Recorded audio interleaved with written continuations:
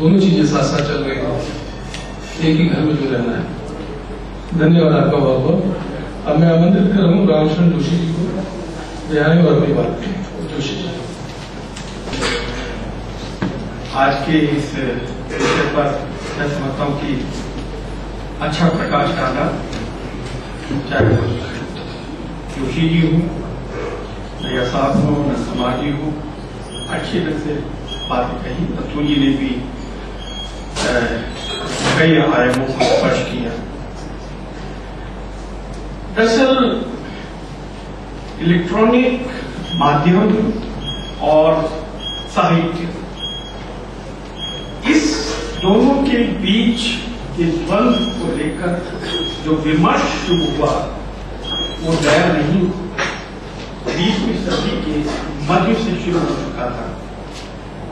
और उस समय दूरदर्शन से पहले, टीवी से पहले 19वीं सदी के अंत में रेडियो आ चुका था और यूरोप और अमेरिका में चौथे या पांचवें दशक में टीवी आ चुका था। और उस समय ये आशंकाएं व्यक्त की जाने लगी कि क्या कभी साहित्य समाप्त हो जाए। भारत में ये विमर्श 20वीं सदी के अंतिम वर्षों से शुरू हुआ, क्योंकि आपको याद हो 1990 से निजी मीडिया बहुत पूरी आक्रामकता के साथ भारत में आया। हालांकि दूरदर्शन 1960 के आसपास से शुरू हो चुका था,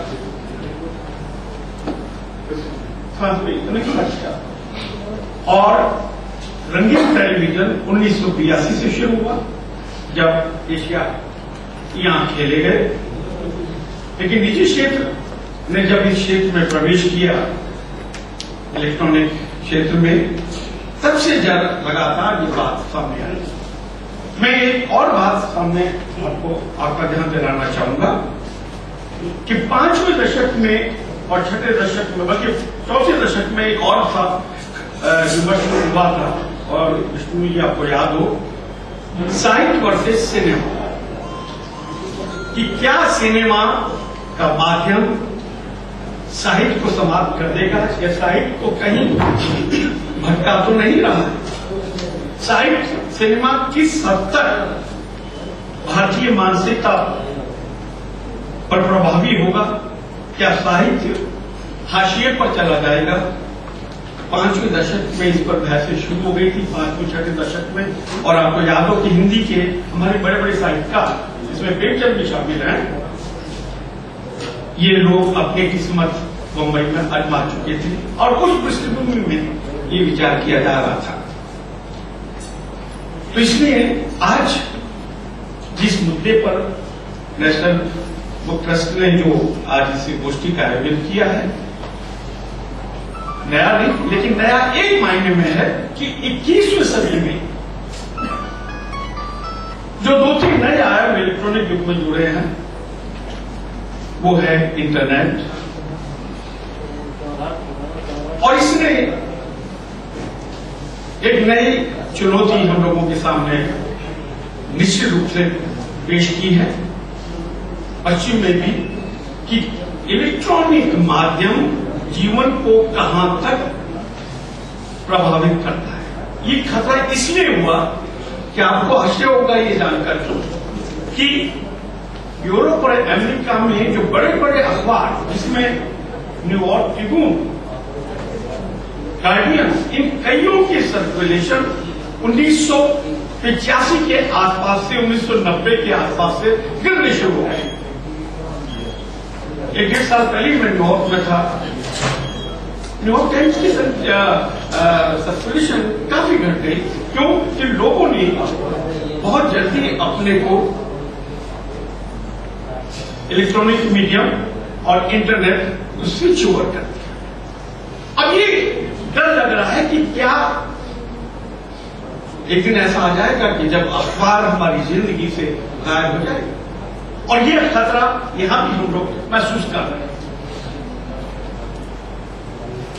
जब हम लोग पुस्तकों पे आते हैं तो आपको बड़ी अजीब सा ये विडंबना देखने को मिलेगी कि अखबारों की संख्या तो कम हुई है यूरोप में और पश्चिम में और अमेरिका में, लेकिन पुस्तकों की संख्या बढ़ी। लेकिन इसके बाद जापान में जो 2 अखबार सबसे बड़े मशहूर हैं दुनिया के, आशाई जानते हैं कि कितने सर्कुलेशन प्रतिदिन। जो सबसे बड़ा अखबार है 1 करोड़ 20 लाख और जो दूसरा अखबार है उसका 1 करोड़ 5 लाख की सर्कुलेशन। जबकि जापान में इलेक्ट्रॉनिक मीडिया सबसे अधिक पावरफुल है। अब देखिए, जापान जो एशिया का एक देश है, वहां पर पिछले 45 साल से इलेक्ट्रॉनिक मीडिया कम से कम 55-60 से द्वितीय विश्व युद्ध के बाद जबरदस्त क्रांति आई और उसने इलेक्ट्रॉनिक मीडिया को बहुत आगे बढ़ाया। बावजूद इसके वहां अखबारों का सर्कुलेशन और पुस्तकों का सर्कुलेशन बढ़ा। अब हम लोग तीसरी दुनिया, भारत जैसे तीसरी दुनिया पर जो लौटे हैं, तो यहां तो अभी साक्षरता और शिक्षा की शुरुआत हुई है और हम लोग अभी से इस खतरे को महसूस कर रहे हैं।